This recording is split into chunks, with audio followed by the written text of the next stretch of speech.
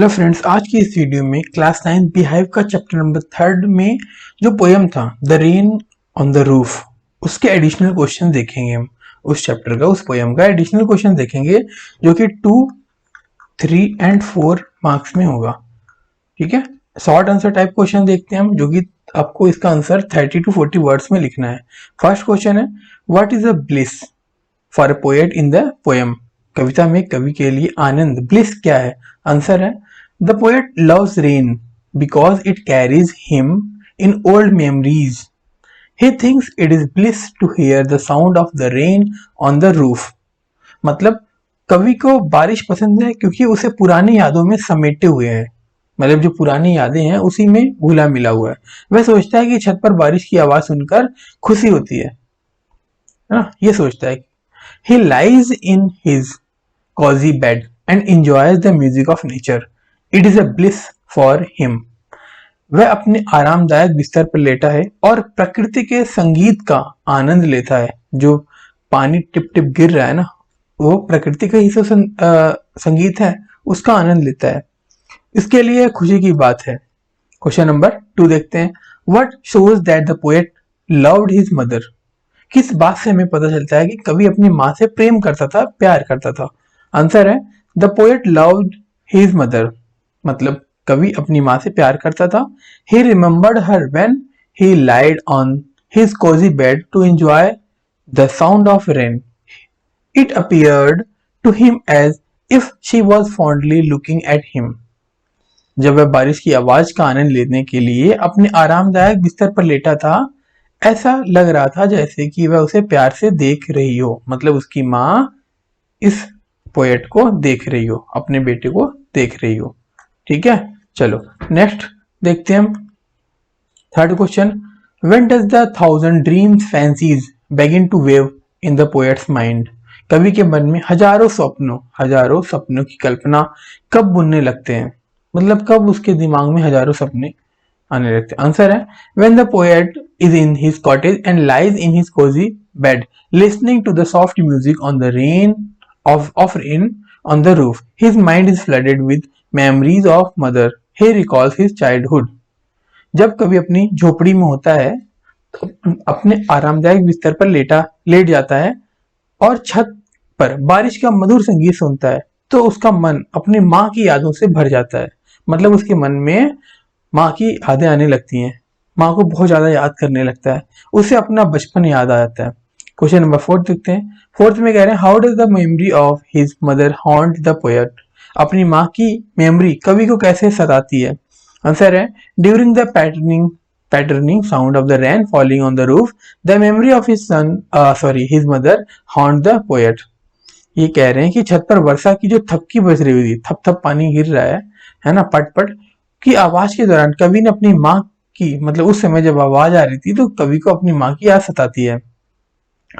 This memory has been haunting him quite often like every darling dreamer.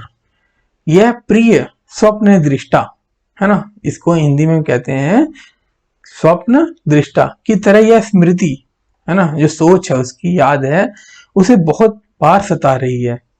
मतलब अपनी माँ को इतनी प्यार से सोच रहा था वो। हिज मदर इज नो मोर, उसकी माँ अब नहीं थी। ठीक है, but he still feels her fondness of looking on him. उसकी माँ नहीं रही, लेकिन वह अभी भी उसे देखने का शौक महसूस करता है। He remember her while writing his song of rain. बारिश का अपना गीत लिखते समय वह उसे याद करता है। नेक्स्ट क्वेश्चन नंबर 5 देखते हैं हम। इससे पहले हमने क्वेश्चन नंबर 4 देखा था। 5 में है, how does the poet enjoy the patter of the soft rain lying in his cottage chamber bed. कवि अपने कुटीर की शैया पर पड़ी हुई मृदु वर्षा का आनंद किस प्रकार लेता है? सॉफ्ट रेन जो होता है उसको हम मृदु वर्षा कहते हैं हिंदी में। ठीक है, चलो आंसर है, the poet is lying on his cottage chamber bed. मतलब जो कवि है अपने कुटिया कक्ष की शैया पर लेटा हुआ है, जहां पर हम सोते हैं, बेड, उसको हम हिंदी में शैया कहते हैं। ठीक है, अच्छा, ऐसी वीडियोस देखने से आपको उसकी हिंदी भी अच्छे से आ जाएगी, इसलिए मैं ऐसे वीडियो बनाता हूँ। ठीक है, चलो आगे देखते हैं। He watches the humid shadows hovering the starry sky. इसमें कह रहे हैं कि वह तारों वाले आकाश में मंडराती नम छाया को देखता है। मतलब जब आकाश बादल घूम रहा होता है तो उसके अंदर नम होता है, मतलब उसके अंदर पानी होता है ना, तो वो मंडरा रहा होता है तो उसको देखता है। He feels the melancholy darkness gently weeping in the form of raindrops. वह उदास अंधेरे को वर्षा की बूंदों के रूप में धीरे धीरे रोता हुआ महसूस करता है। Pressing his pillow, he is listening to the patter of the soft raindrops falling on the roof of the cottage. वह तकिया दबाते हुए वह झोपड़ी की छत पर गिरने वाली नर्म बारिश की बूंदों की गड़गड़ाहट सुन रहा है। ठीक है, तकिया दबाते हुए ऐसा कर रहा था। झोपड़ी पे जो पैटर साउंड आ रहा था, है ना, नर्म बारिश की जो आवाज आ रही थी, गड़गड़ाहट हो रहा था, उसको सुन रहा था। क्वेश्चन नंबर 6 है, what finds an echo in the poet's heart and what starts weaving in his mind. कवि के हृदय में, कवि के दिल में क्या प्रतिध्वनि, जब हम कोई बात बोलते हैं तो वापस से वही हम सुनते हैं, उसको हम इको कहते हैं। ठीक है, इंग्लिश में, हिंदी में कहते हैं प्रतिध्वनि। तो कवि के दिल में क्या प्रतिध्वनि, क्या इको उत्पन्न होती है और उसके मन में क्या बुनने लगते हैं, क्या सपने बुनने लगते हैं, क्या ख्याल आने लगते हैं। तो इसका आंसर है when the drops of rain fall on shingles they make a thinking sound. कह रहे हैं कि जब वर्षा की बूंदें दांत पर गिरती हैं। शिंगल्स क्या था हमने इससे पहले वाली वीडियो में देखा था जब हम पोएम पढ़ रहे थे, तो अगर आपने नहीं देखा तो पहले उसे देख लेना। ठीक है, चलो उसके बाद है, तो वे झुंझुनू की तरह आवाज करती हैं। चलो, the tinkling sound echoes his heart. खनकने की आवाज उसके दिल को छू जाती है। Lying a thousand old memories weave their air threads into pattering sound. हजारों पुरानी यादें अपने हवा में धागों को थिरकती आवाजों में बुनती है। Lying in his bed the poet is listening to the pattering sound of the rain falling on the roof. कवि अपने बिस्तर पर लेटे हुए छत पर गिरने वाली बारिश की थपकी की आवाज सुन रहा है। चलो नेक्स्ट क्वेश्चन, आपको क्वेश्चन नंबर 7 देखना है। How does the poet describe the sky before the rain false. कवि वर्षा गिरने से पहले आकाश का वर्णन कैसे करता है। आंसर है there were dark clouds hovering around in the sky. आसमान में काले बादल मंडरा रहे थे। They hide the stars with darkness all around. The poet compares the darkness with the sadness as these humid shadows gently weep which pours down rainy tears. आसमान में काले बादल मंडरा रहे थे, उन्होंने तारों के चारों ओर अंधेरे से छिपा रख दिया, अंधेरों से छिपा दिया। कवि अंधेरे की तुलना उदासी से करता है क्योंकि वे नम छाया धीरे से होती है जो बरसात के आंसू बहाती है। कितनी बड़ी बात बता रहे हैं यहाँ पर। ठीक है, क्वेश्चन नंबर 8 देखते हैं। Do you think that the poem rain on the roof is lauding the healing power of nature's rain. क्या आपको लगता है कि कविता रेन ऑन द रूफ प्रकृति की वर्षा की उपचार शक्ति की प्रशंसा कर रही है। मतलब जो नेचर ने हमें कितनी अच्छी चीज दी है ना, उसके बारे में, है ना, प्रशंसा कर रही है, ऐसा यहाँ पर इसका मतलब है। तो आंसर है, यहाँ पर देखते हैं आंसर। आंसर मैं हिंदी में एक्सप्लेन कर देता हूँ, इंग्लिश आप लिख लेना। कवि बारिश की सराहना कर रहा है, तारीफ कर रहा है, खासकर वह जब उसे एक सुंदर कुटीर में आरामदायक बिस्तर से सुनता है। मतलब झोपड़ी के अंदर, उसको हम कुटीर कहते हैं। इस बारिश और उसकी आवाज ने कवि की माँ की सबसे प्यारी याद उसके या उनके मन में फिर से जगा दी। जैसे जैसे बारिश जारी रही, कवि उन सभी को याद करने की कोशिश करता रहा जिससे उसे दर्द हुआ, फिर भी साथ ही साथ उसकी आत्माओं को उठा लिया। चलो नेक्स्ट क्वेश्चन है, question number 9। What does each sound of a single create.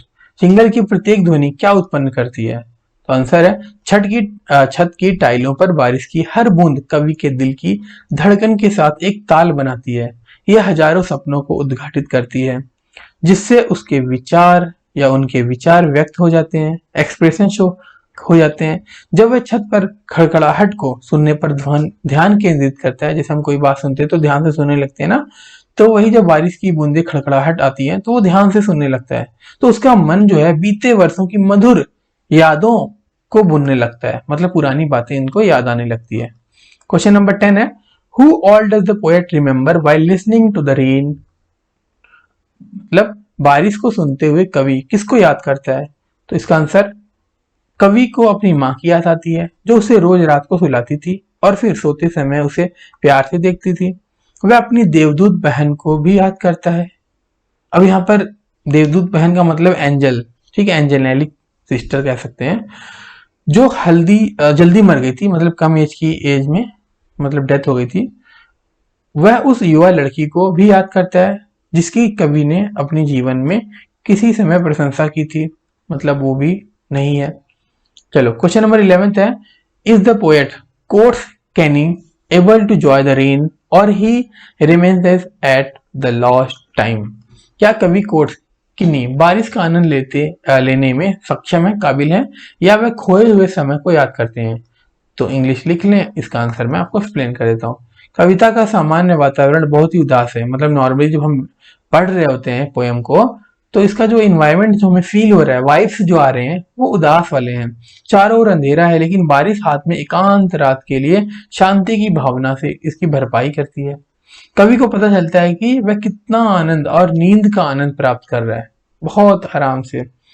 और है जब उसका सिर उसके तकिए के खिलाफ दबाया जाता है, जब हम तकिया दबाते हैं ना सोते सोते, ताकि लंबे दिन को गुड नाइट रेस्ट में समाप्त किया जा सके। ठीक है, गुड नाइट रेस्ट करना चाहते हैं। अब हम क्वेश्चन देखेंगे 3rd मार्क्स से, 3 नंबर वाले। पहला क्वेश्चन है, now in memory comes my mother as she used in years agone to regret. अब ये जो पैसेज था यहाँ पर वो लिखा हुआ, उसमें लिखा है पहला, which sound is the poet listening to. मतलब अब स्मृति में, याद में क्या हो रहा है ना, कौन सा आवाज वो सुन रहा है। ठीक है, तो the sound remind the poet of, दूसरा क्वेश्चन है, किसको रिमाइंड कर रहा था? तो अपनी मम्मी को कर रहा था। तो पहले का आंसर देख लेते हैं, पहले का आंसर यहाँ पर है, the poet is listening to the sound of the rain. ठीक है, दूसरा है हिज मदर, तो हमने देख लिया था। थर्ड है यहाँ पर, थर्ड यहाँ पर लिखा नहीं है लेकिन आप लिख लेना, which word in the extract means to ability to remember things. Ability to remember things का मतलब होता है मेमोरी, जो कि हम याद कर सकते हैं। सेकेंड क्वेश्चन देखते हैं, now in memory come my mother. ठीक है, ये वाला पैराग्राफ है। इसमें फर्स्ट देखते हैं, which is played upon the shingles by the patter of the rain, जो बारिश के थपेड़ द्वारा दांत पर बजाया जाता है। तो पहला क्वेश्चन है, what is the memory that comes to the poet, कवि के पास कौन सी याद आती है। सेकंड है, who are the darling dreamers he refers to, जो डार्लिंग ड्रीमर है किसको रेफर कर रहा है यहाँ पर। थर्ड है, ट्रेस अ वर्ड, ये थर्ड है यहाँ पर, trace a word from the extract that means rectangular wooden tiles.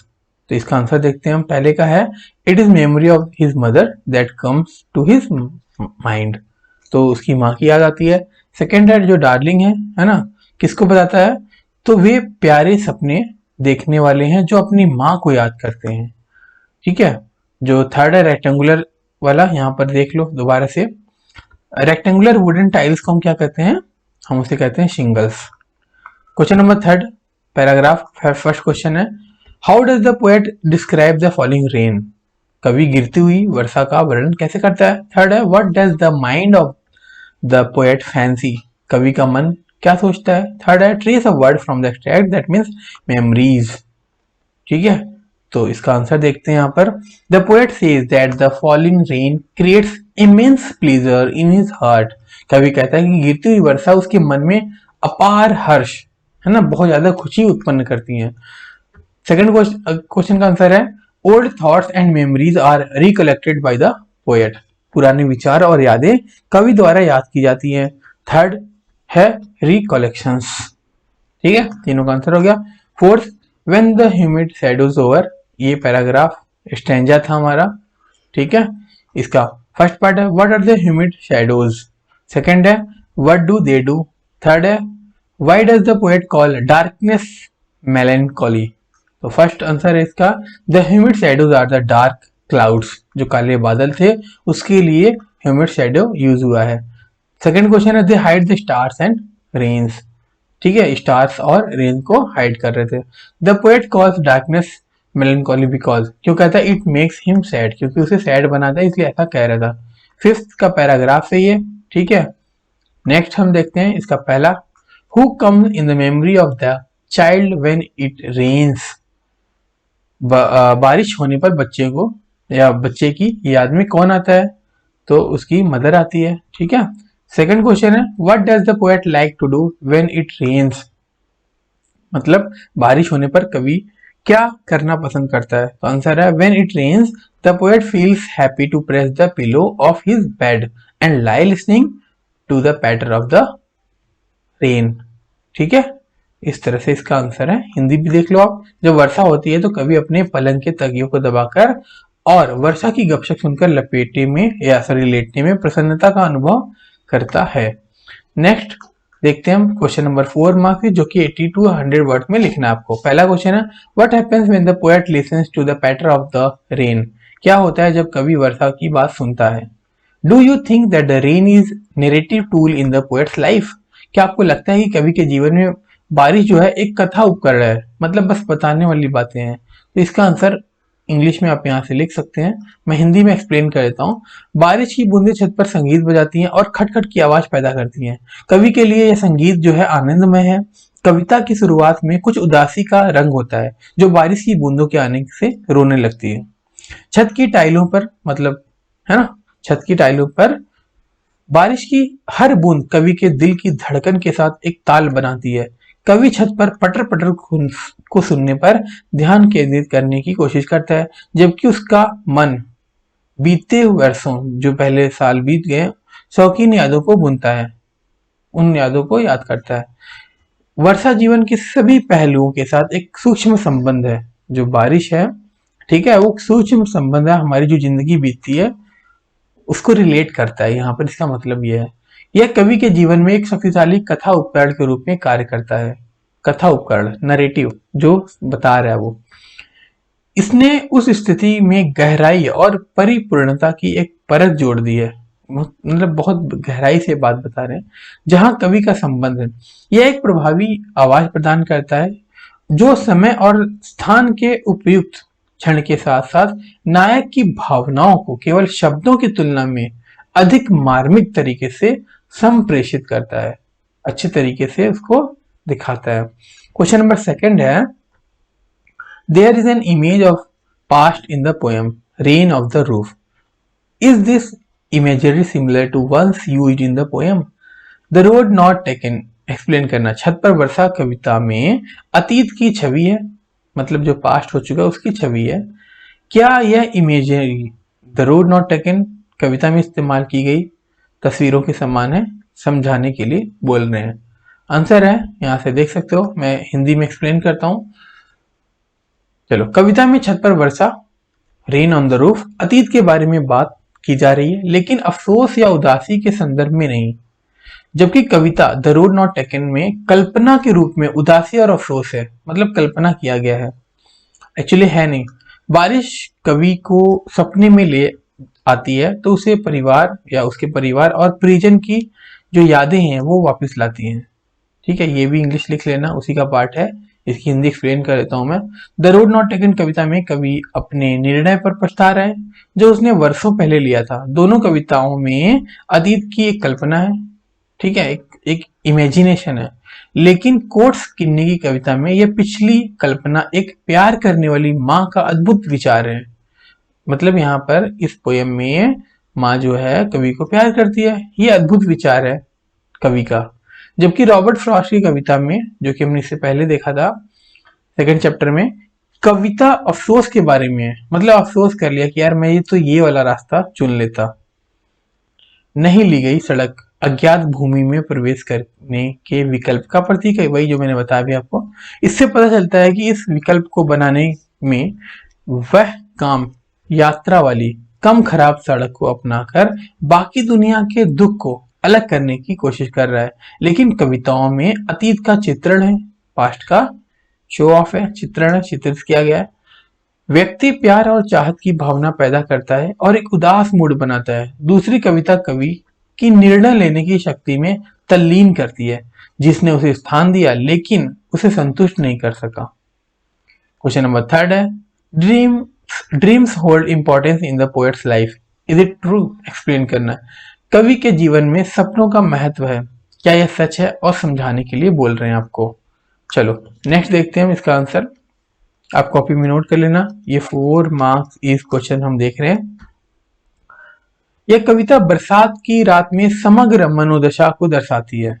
बरसात की रात में जो आपकी मनोदशा होती है ना, जो आप सोचते हो उस वो दर्शाती है। रात के समय पानी में भरा आर्द्र, ठीक है, बादल तारों से जोड़ो आकाश पर काली छाया बनाता है। मतलब बादल में जो पानी होता है ना, उसकी बात कर रहे हैं। कवि अपनी माँ के बारे में सपने देखता है कि जिस तरह से वह उसे बिस्तर पर लेटाती थी। कवि का अपनी माँ का सपना उसे उसके बचपन के दिनों की याद दिलाता है। उसकी माँ उसे सपनों से भरी नींद में सुलाने के लिए कहानियां सुनाया करती थी। छत पर बजाया जा रहा संगीत उसे स्नेही लुक की तरह है। स्नेह मतलब प्यार, जिससे उसकी माँ उसे देखती है। जबकि वह एक बच्चा था, इसलिए उसे अपने इसलिए सपने उसे अतीत के व पास्ट के महत्व और उन चीजों का एहसास कराते हैं जिन्हें वह सब याद आता है। अब लॉन्ग टाइप क्वेश्चन ये भी है, 4 मार्क्स वाला क्वेश्चन है। First, how is the rain a bliss for the poet, describe. कवि के लिए वर्षा किस प्रकार का आनंद है, वर्णन करना है। तो इसका आंसर आप इंग्लिश में लिख लो, मैं हिंदी में एक्सप्लेन कर देता हूँ। कविता का वर्षा से गहरा लगाव हो गया है। जब बारिश होती है तो वह अपने आरामदायक बिस्तर पर लेटना चाहता है और छत पर गिरने वाले बारिश की बूंदों का आनंद लेना चाहता है। इसके कुछ खास कारण हैं। बारिश की बूंदों की चहचहाट सुनते ही उसके दिल में बचपन की मीठी यादें उड़ जाती हैं। वह उदासीन हो जाता है और अपनी माँ को याद करता है सॉरी। उनकी आंखें जो है, उनकी आंखों पर माँ की तस्वीर छा जाती है। वह याद करते हैं कि अब कैसे उनकी माँ को मीठे सपने पसंद थे। मतलब उनकी माँ मीठे सपने सुनाकर इन्हें सुलाया करती थी।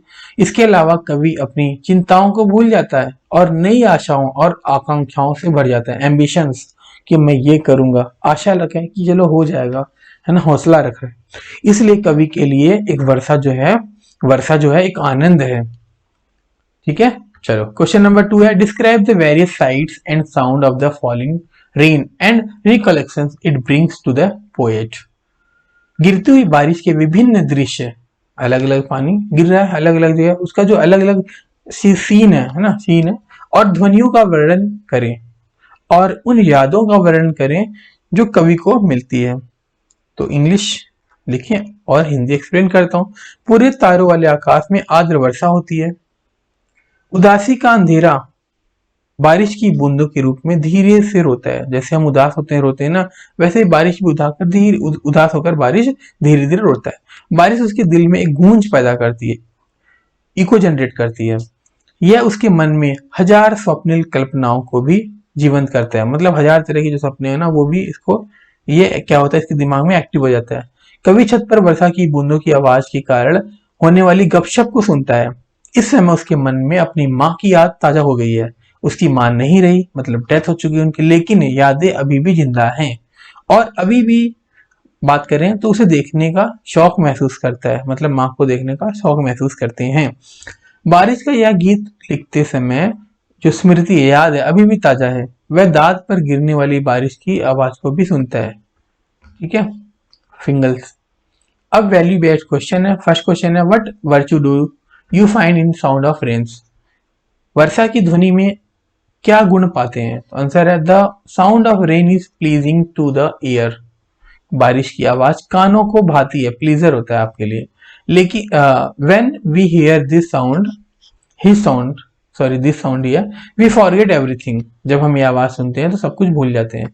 We find our self in the world of fancies. ठीक है, हम खुद को कल्पनाओं की दुनिया में पाते हैं कि हम सोच रहे हैं सिर्फ। We remember the sweet memories of the past in a peaceful heart. मैं आगे हिंदी में पढ़ देता हूँ। हम शांत मन से अतीत की मीठी यादों को याद करते हैं। मतलब जो बीत चुकी है अच्छी यादें, उसको हम याद करते हैं। बेशक जिंदगी के ऐसे पलों को हम भुला नहीं पा रहे हैं। हमें बारिश से यह सीख लेनी चाहिए और अपने व्यवहार से लोगों के मन में शांति पैदा करनी चाहिए। क्वेश्चन नंबर 2 है, how can the sweet moments of life help us. जीवन के मधुर क्षण किस प्रकार हमारी सहायता कर सकते हैं। तो इसका आंसर है, When we remember the sweet moments of life, we forget every pain. जब हमारे जीवन में मधुर लम्हे, है ना, उसको याद करते हैं तो हम हर दर्द भूल जाते हैं।